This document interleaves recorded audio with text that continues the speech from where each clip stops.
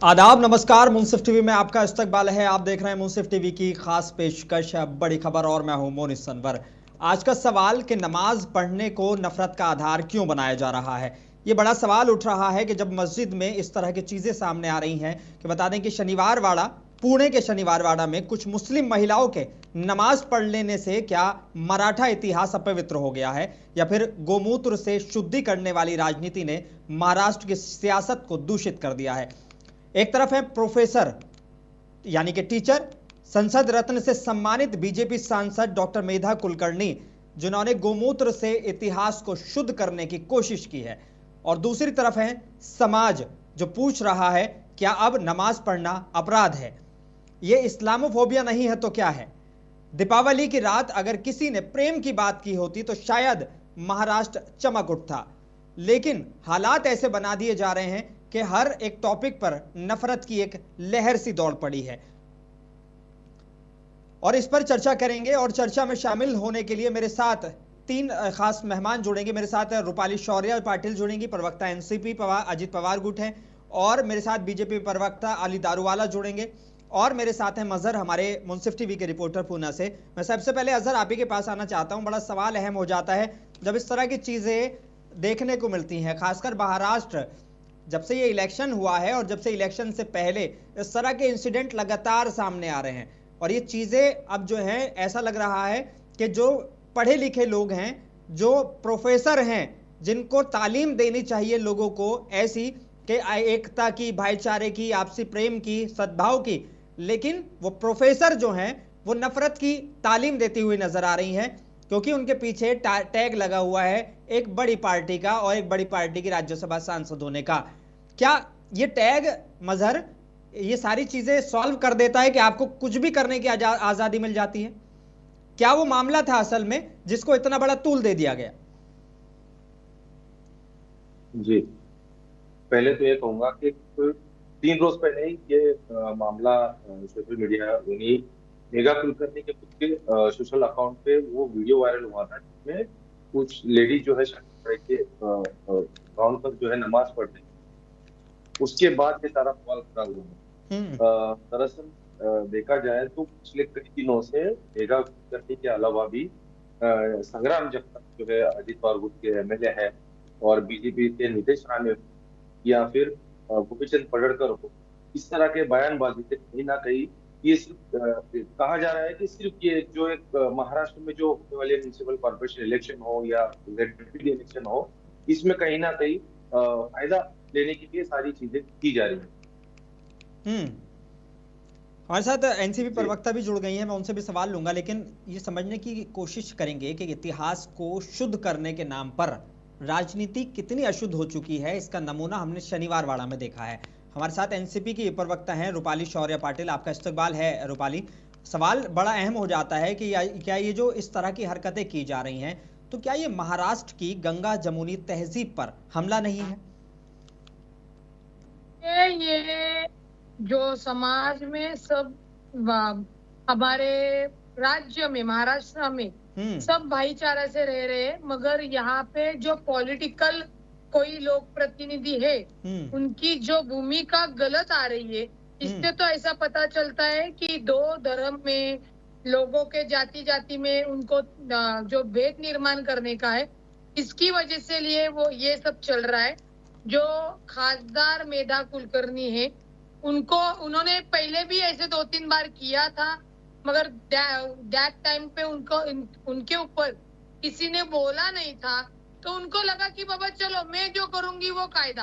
वो बड़े पार्टी से बिलोंग करती है, यानी वो बीजेपी से बिलोंग करती है, मगर ये करते समय उनको खासदार की जो भी बहादी है वो राज्यसभा में उनको सिलेक्ट किया हुआ है, वो लोगों में से चुन से नहीं आई हुई है। इसकी वजह से उनको लोगों के प्रश्न क्या है, उनकी अड़चने क्या है, वो उनको मालूम नहीं है। और जो वो बकवास कर रही थी कि वो एक खासदार है, उनको उनके राइट्स मालूम होना चाहिए था, मगर उन्होंने बेकायदेशीर जो वक्तव्य किया है, वहाँ शनिवारवाड़ा पे जाके आए। जो पेशवा है वो पेशवा जी हमारे पराक्रमी के एक स्मारक है शनिवारवाड़ा, बिल्कुल, वो सब हम खाली पेशवों के लिए नहीं, पेशवे किसके पेशवे थे? तो छत्रपति शिवाजी महाराज के पेशवे थे। छत्रपति शिवाजी महाराज ने कभी भी कहा भी जाति जाति में भेद नहीं किया, बल्कि छत्रपति शिवाजी महाराज ने सबको साथ लेके जो आगे की स्वराज्य की कूच की थी वो की थी। ये सब मालूम होते हुए भी ये जो खासदार मेधा कुलकर्णी है वो वहां पे आई, वहां पे जो दरगाह है वो दरगाह उन्होंने कहा कि ये मजार है, ये अभी 5-10 सालों में बनी हुई है। जो बुरखे वाली हमारी भगिनी थी वो अंदर वो गए थे, वो कौन थी क्या थी मालूम नहीं है। ऐतिहासिक स्मारक है, वहां घूमने के लिए आई होगी और उसने वहां पे बैठ के, मैं बोलती हूँ चला वो नमाज पढ़ी होगी जी, नमाज पढ़ी होगी, तो क्या गलत किया? उससे वो नमाज पढ़ने के बाद एक तो ना शनिवारवाड़ा उनके नाम पे हुआ, दूसरा कौन सा शनिवारवाड़ा को बाधा निर्माण हो गई? ये सवाल हमने मेधा कुलकर्णी को पूछे। जो अज्ञात हमारे बहन के ऊपर एफआईआर दर्ज किए, खासदार मेधा कुलकर्णी के ऊपर एफआईआर दर्ज होनी चाहिए। लेकिन क्या आपको नहीं लगता कि ये सिर्फ और सिर्फ सस्ती लोकप्रियता हासिल करने के लिए धर्म की आड़ में ये सारा खेल खेला जा रहा है? क्या आपको नहीं लगता कि इस तरह की हरकतें करने के बाद ऐसा लगता है कि एक नेशनल मीडिया भी एक नैरेटिव सेट कर देता है, और वो नैरेटिव सेट होने की वजह से जिसको कभी लोकल चैनल भी सही से नहीं दिखाता हो, वो एकदम से नेशनल चैनल पे आ जाते हैं और सीधे वायरल हो जाते हैं? तो क्या यही वजह है कि इस तरह की बयानबाजी लगातार बढ़ती जा रही है, इस तरह की चीजें लगातार बढ़ती जा रही हैं? वो शिवाजी जो अपनी फौज के सबसे बड़े कमांडर को मुसलमान को रखते हैं, वो शिवाजी के नाम पे जो महाराष्ट्र में जो एक गंगा जमुनी तहजीब है, मुसलमान भी उनको मानता है, हिंदू भी उनको मानता है, लेकिन उन शिवाजी के नाम पर आज ये जो करने की कोशिश की जा रही है, कितना ये इसको जस्टिफाई कर पाएंगे? ये नेता ही कितना जस्टिफाई कर पाएंगे? नहीं, ये नेता होने के लायक ही नहीं है। उनकी मेंटालिटी, उनका कर्तृत्व पूरे महाराष्ट्र को नहीं जग में पता चल गया। उन्होंने जब उनको जो भी कंप्लेंट आई हुई थी, जो वीडियो उनके पास गया था, उन्होंने वो जांच लेना चाहिए था, उसका इन्वेस्टिगेशन जान के लेना चाहिए था। एक तो वो जो मजर की बात कर रहे हैं, वो मजर 1936, मेरा छोड़ो यार, वो खासदार मेधा कुलकर्णी का भी जन्म नहीं हुआ होगा। बिल्कुल ठीक है। उसके बाद कोई अनेक वेरियस बुक है, उसमें उसका जो आर्किटेक्ट का आराखड़ा है, उसमें भी वो दरगाह दिखाई देता है। और सबसे बड़ी बात, शनिवारवाड़ा के जो पेशवा जी है, पेशवा जी ने मस्तानी जी से शादी करके उनको शनिवारवाड़ा में रखा। उनको उनकी जो धर्म की दुआ थी वो करने की मुबा दी। हमारे काशीबाई ने उनको वहां पे, वो जो प्रेग्नेंट थी तब, उनके सब जो भी एक औरत के जो इच्छाएं थे वो पूरी कर दी। तो जिन पेशवों का वो शनिवारवाड़ा है, उन्होंने कभी वहां पे दुआ पढ़ने के लिए रखा, किसी को ना नहीं बोला। तो मेधा कुलकर्णी को किसने अधिकार दिया है? चलो उसके आगे जाके मैं बोलती हूँ कि बाबा वो एक ऐतिहासिक पर्यटन पुरातन विभाग में हो गया कि बाबा एक लॉ के अंदर कौन से भी भगवान की दुआ या प्रार्थना या कोई प्रे वहां पे नहीं हो सकती, ये ऐसा कानूनी उन्होंने तैयार किया। मगर जब वहां गणपति बाप्पा का जब उत्सव होगा तो वो 10 दिन के लिए होता था। ये दुआ वो औरत बैठी है और ऐसा करके उसकी दुआ हो गई। कल हमने वही दरगाह के इधर दुआ पढ़ी, मैंने हनुमान चालीसा पढ़ी, जो मेरे क्रिश्चियन बंधु थे उन्होंने बाइबल पढ़ा, तो फर्क क्या हुआ? मगर ये जो मेधा कुलकर्णी है, खुद को टीचर बताती है, जानबूझ के उनको नौटंकी करने की आदत है। उनको बीजेपी के जो भी हमारे ज्येष्ठ मंत्री है, हमारे मोदी साहब रहेंगे, हमारे अमित भाई रहेंगे, उन्होंने बोलना चाहिए। क्योंकि देखो, ये नीचे के जो लोक प्रतिनिधि है, जिनका दिमाग नहीं है, वो लोग करके जाते। क्योंकि लोकसभा में भी कोई तो भाजपा का जो प्रतिनिधि था, वो बोल के गया सभा में कि हम संविधान बदलने वाले हैं, बल्कि मोदी साहब ने तो कभी कहा नहीं था। तो ये तकलीफ पक्ष को होती है, ये भी ध्यान में लेना चाहिए। बिल्कुल ठीक। चलिए मैं आऊंगा आपके पास। बीजेपी प्रवक्ता अली दारूवाला जुड़ गए हैं, आपका इस्तकबाल है अली जी।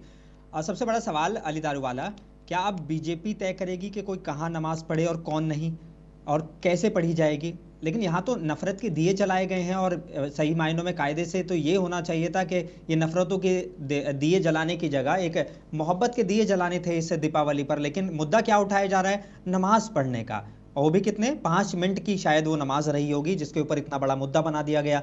तो क्या अब वाकई हर चीज की इजाजत आपसे लेनी पड़ेगी?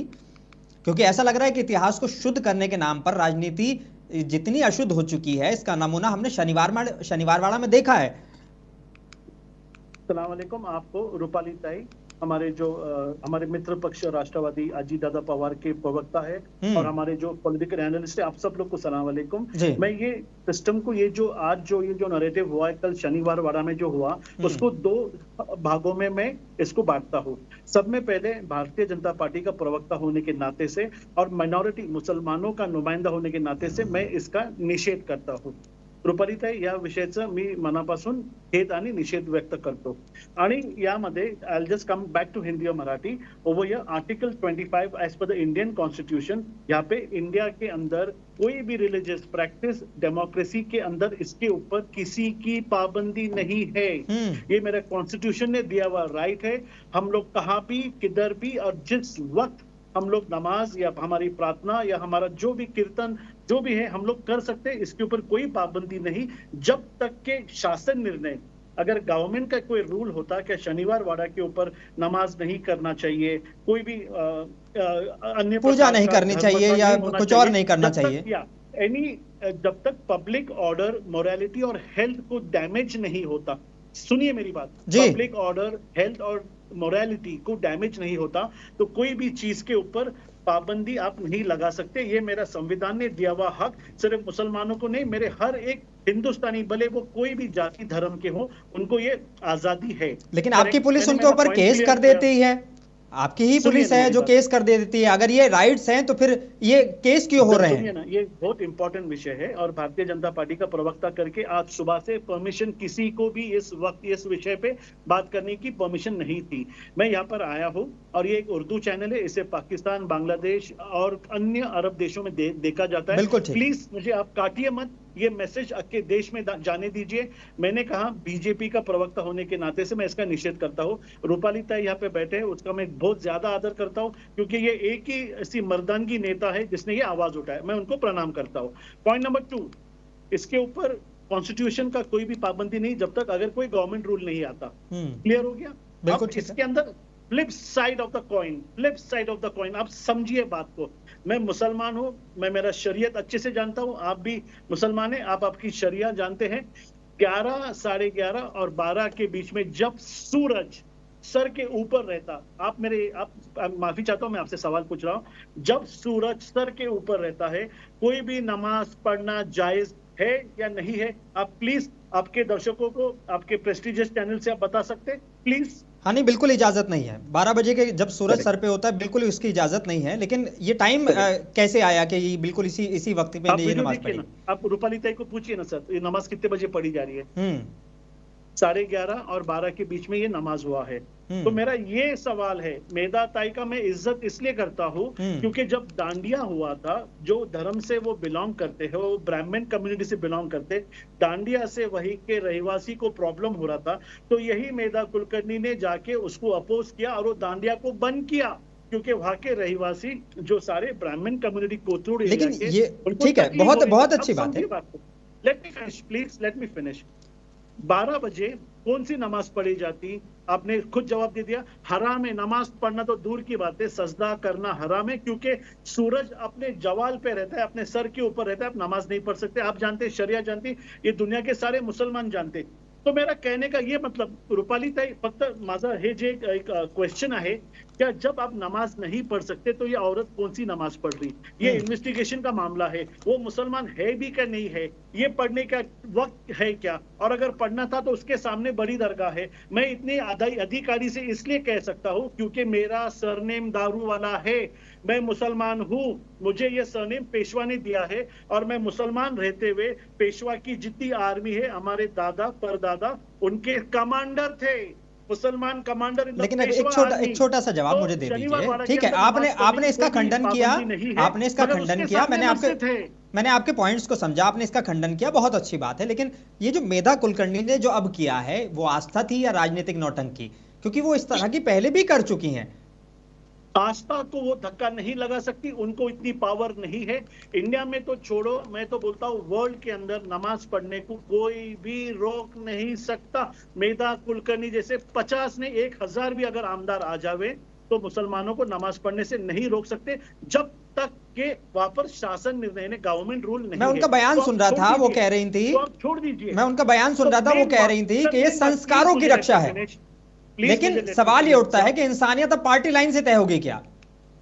करेक्ट, मैं ये कह रहा हूँ इसके पीछे जो था मुद्दा रिलीजन का, वो तो क्लियर हो गया, नमाज को कोई रोक नहीं सकता। और वहां पर वो पेशवा के मुसलमान सरदार तुम्हारे सामने बैठे हैं, पेशवा ने दी हुई पदवी है, हमारे को टाइटल है, दारू वाला पुल, वहां पे जो सामने की दरगाह है वो हमारे पूर्वजों की है, और वहां पे महिलाओं के लिए भी मस्जिद है।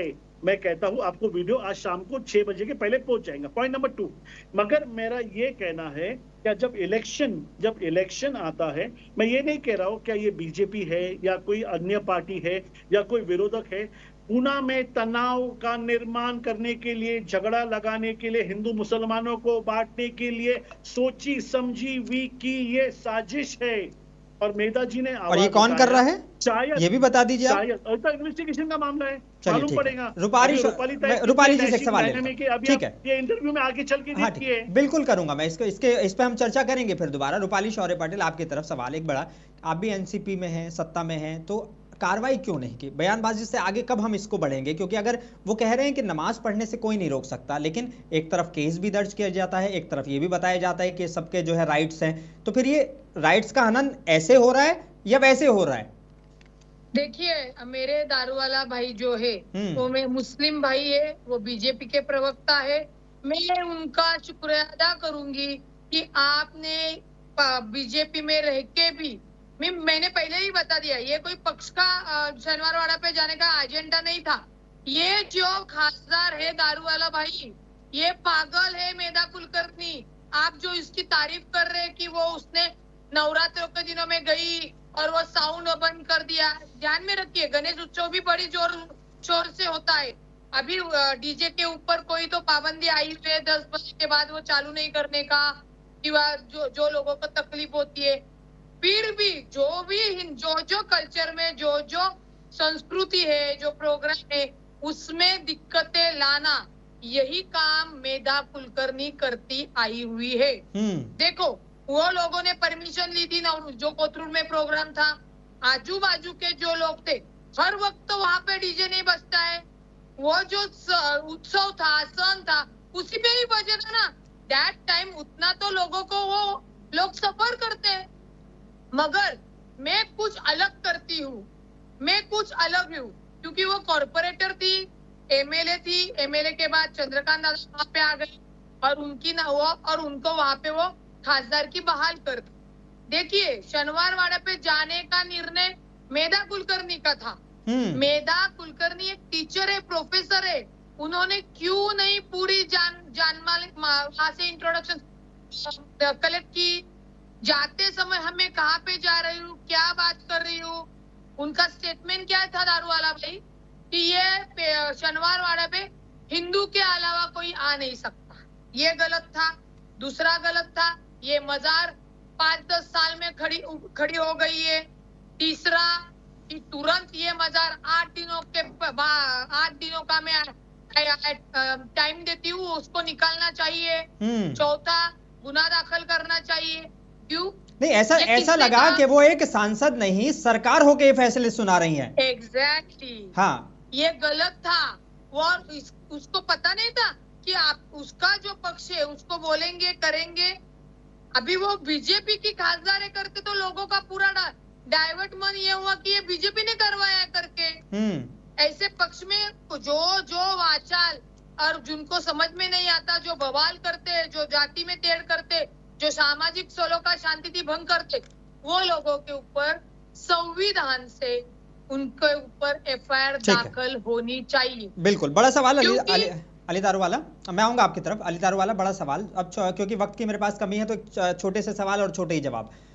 संसद रत्न से सम्मानित सांसद हैं, तो क्या यही मर्यादा की उम्मीद की जाती है कि गोमूत्र से नफरत की राजनीति वो करेंगी?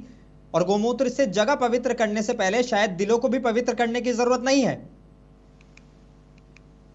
देखिए, ये जो एक्ट है, ये जो उन्होंने परफॉर्म किया, गौमूत्र से उसको वहां पे छिड़पना और वो जगह पे हवन करना और उसको पाक करना, पाक तो सब में पहले थी, है और रहेंगी। और नमाज पढ़ने से कोई भी धरती नापाक नहीं होती, ये बात मैं आपको क्लियर करता हूँ। मैंने बीजेपी सांसद होने के नाते से शायद, मैं कह रहा हूँ शायद, आई एम नॉट श्योर, मैं उनका प्रतिपक्ष नहीं रख रहा, मैं मेधा कुलकर्णी का प्रवक्ता नहीं हूँ।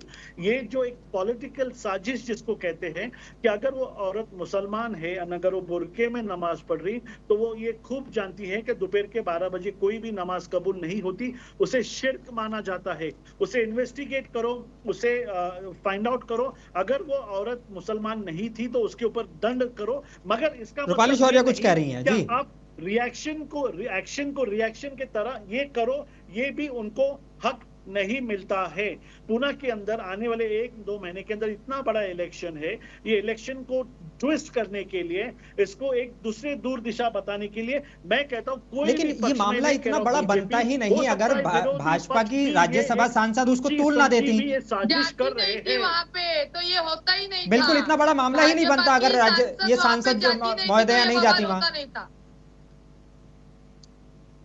जनाब, मेरी बात सुनिए, मैं कह रहा हूँ मेधा कुलकर्णी का पक्ष मैं नहीं रख रहा। ये जो उन्होंने कहा दरगाह हटाओ, गलत है।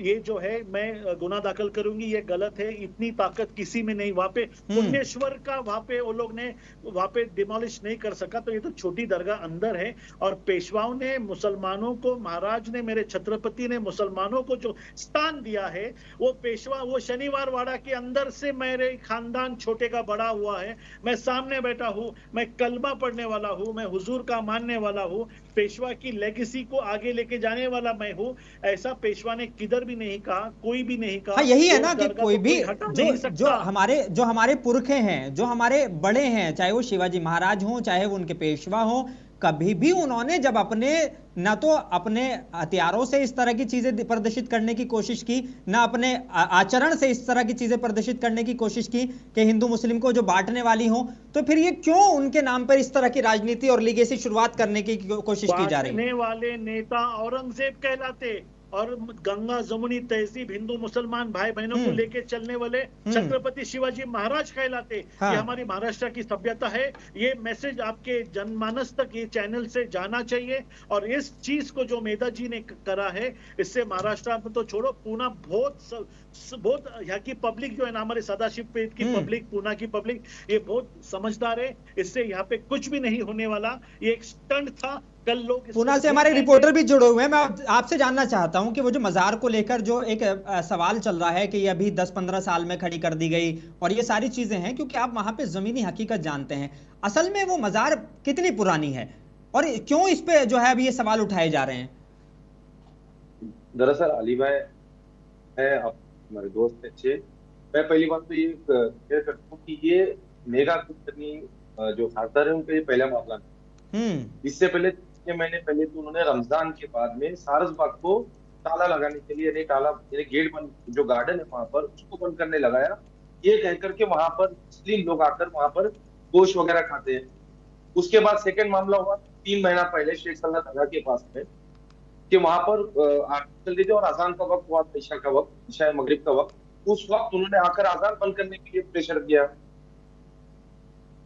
तो ऐसा लग रहा है कि धार्मिक मुद्दों को जो है, धार्मिक मुद्दों की आड़ में वो बहुत ज्यादा फेमस होना चाहती है। मुझे ऐसा लग रहा है कि या तो महाराष्ट्र में उनको मंत्री पद चाहिए या केंद्र सरकार में मंत्री पद चाहिए, क्योंकि पता चल गया है नेताओं को कि ये छोटे छोटे मामले उठाएंगे, बड़े नेता बन जाएंगे हम इस तरह के माफ कीजिएगा, और सीधे तौर पर हमें मंत्रालय मिल जाएगा। क्यों रूपाली शौर्य?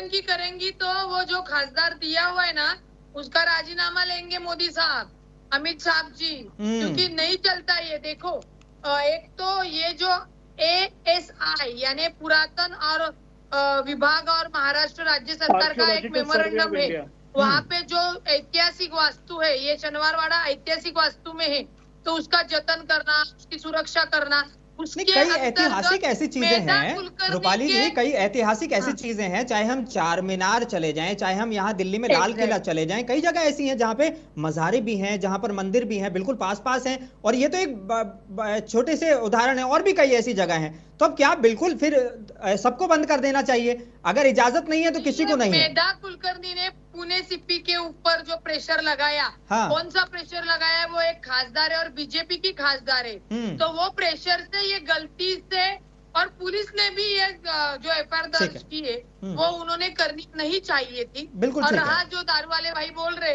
कि कौन औरतें थी, किसने वो पता, वो मुस्लिम और मेरी भगिनी रहती तो वो नमाज ही नहीं पढ़ती, मगर ये औरतें लाई किसने? जिनके पास वीडियो गया वही लोग ये प्लान करेंगे ना। बिल्कुल ठीक है, को क्या काम है? बिल्कुल ठीक। अली भाई, एक छोटा सा सवाल बस, और छोटा सा जवाब, मेरे पास सिर्फ 10-15 सेकंड है। क्या महाराष्ट्र में धर्म और राजनीति का संतुलन बिगड़ रहा है?